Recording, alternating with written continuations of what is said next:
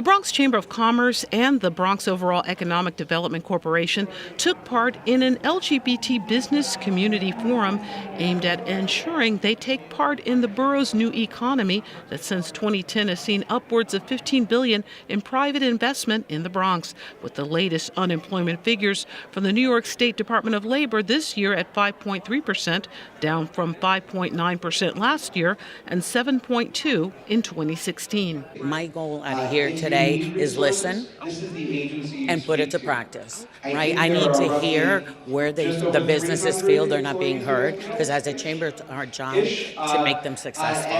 And I can't do that until I hear what it is that they need from me, and we need to make it happen. Soon to be Executive Director of the Bronx Chamber of Commerce, Lisa Sorin, now Executive Director of the Westchester Square Business Improvement District, shared they are ready to work within this community. I am only one of two SBA 504 lenders. The Bronx Overall Economic Development Corporation President Marlene Cintron, who works closely with local banks, was on a panel with the President of the Queens Chamber of Commerce and the City's Department of Small Business Services, with Deputy Commissioner Rachel Van Toss sharing information on the agency's close to 50 courses available, with the majority free of charge.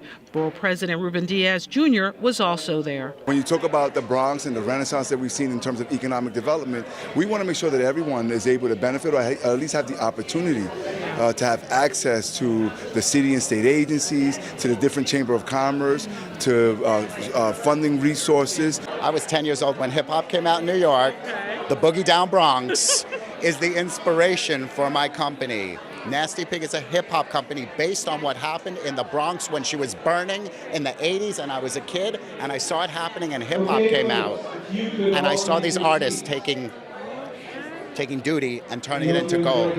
The Bronx is the inspiration for my company. Earlier, Stephen Lauterstein, who founded Dirty Pig, a clothing line, admitted it wasn't always easy and shared this advice for startups. Failure is not an option. If you treat your business and your life where you take failure off the table, you have no choice but to succeed. The LGBTQ business community has been something that's really been emerging in the Bronx. And, I think it's incumbent upon us as leaders of the districts and leaders of chambers and leaders of business associations that we really have to empower ourselves to empower our community.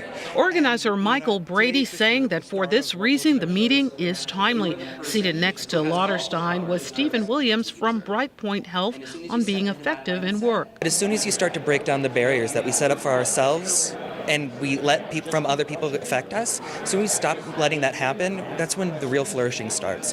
And that's where real power comes in. And you have a more effectuated, self-actualized life. It's all about confidence. It's all about confidence, how you feel. If you're talented and you know what you're doing, there's no cover to it. And supporting the conference, Romy Pannella, Executive Director of the New York Cosmetology Chamber of Commerce, and fundraiser Tym Moss. It's so important that the LGBT community and its business leaders come together, because when we unite, we are definitely a force economically. A lot of connections being made and resources shared, all aimed at seeing that the LGBT business community thrive here in the Bronx. For BronxNet, this is Arlene Makoko.